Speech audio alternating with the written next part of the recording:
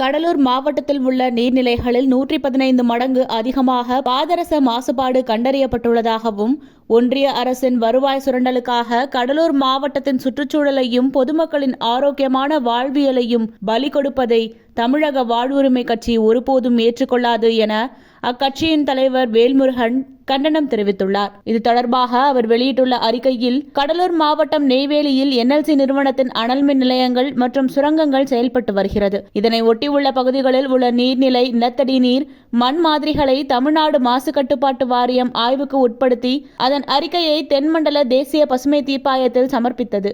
அவ்வறிக்கையின் மூலம் நெய்வேலி சுற்றுவட்டார பகுதிகளில் உள்ள நீர் மற்றும் மண் மாதிரிகளில் அபாயகரமான அளவில் பாதரசம், நிக்கல், லெட், கேட்மியம் உள்ளிட்ட கன உலோகங்கள் இருப்பது தெரிய வந்துள்ளது. அதாவது மனித ஆரோக்கியத்திற்கு பேராபத்தை விளைவிக்கக்கூடிய பாதரசமானது நீர்நிலைகளில் அனுமதிக்கப்பட்ட அளவை விட 115 மடங்கு அதிகமாகவும், நிலத்தடி நீரில் அனுமதிக்கப்பட்ட அளவை விட 62 மடங்கு அதிகமாகவும் இருப்பது ஆய்வில் தெரிய வந்துள்ளது.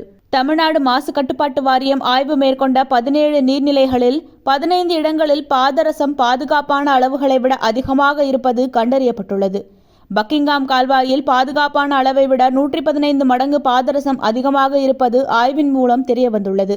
குறிப்பாக குடிக்கவோ நீர்ப்பாசனத்திற்காகவோ தகுதியில்லாத நீர்நிலை என்பதால் பாதரசத்தின் அபாயகர அளவுகள் கணக்கில் எடுத்துக்கொள்ளப்படவில்லை என மாசு கட்டுப்பாட்டு வாரியம் தனது அறிக்கையை சமர்ப்பித்துள்ளது.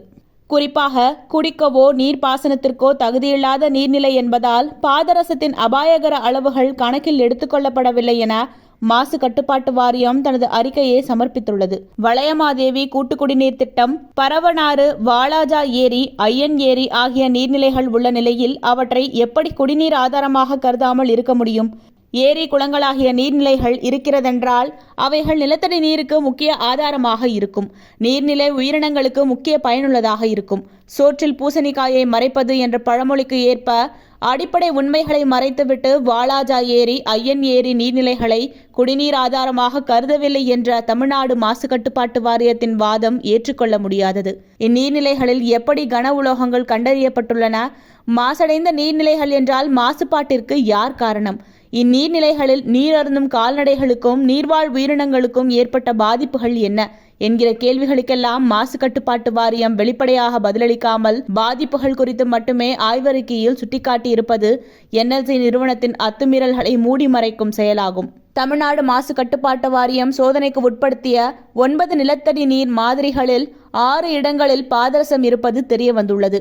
பாதரசத்தின் அனுமதிக்கப்பட்ட அளவை விட 6 இடங்களில் எடுக்கப்பட்ட நிலத்தடி நீர் மாதிரிகளில் பாதரசம் அதிக அளவில் இருப்பது கண்டறியப்பட்டுள்ளது.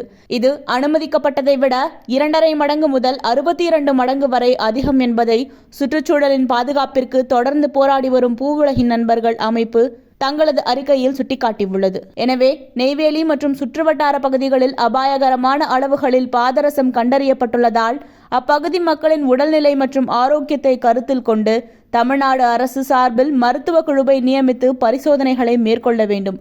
பாதிக்கப்பட்ட மக்களுக்கு உயரிய சிகிச்சை மேற்கொள்வதோடு அவர்களுக்கு உரிய இழப்பீடும் வழங்க வேண்டும். மேலும் ஒன்றிய அரசின் பொருளாதார மேம்பாடு, வருவாய் பெருக்கம் ஆகியவற்றிற்காக கடலூர் மாவட்டத்தின் சுற்றுச்சூழலையும் பொதுமக்களின் ஆரோக்கியமான வாழ்வியலையும் பலி கொடுப்பதை ஒரு நாளும் தமிழக வாழ்வுரிமை கட்சி ஏற்றுக்கொள்ளாது, பொறுத்து கொள்ளாது.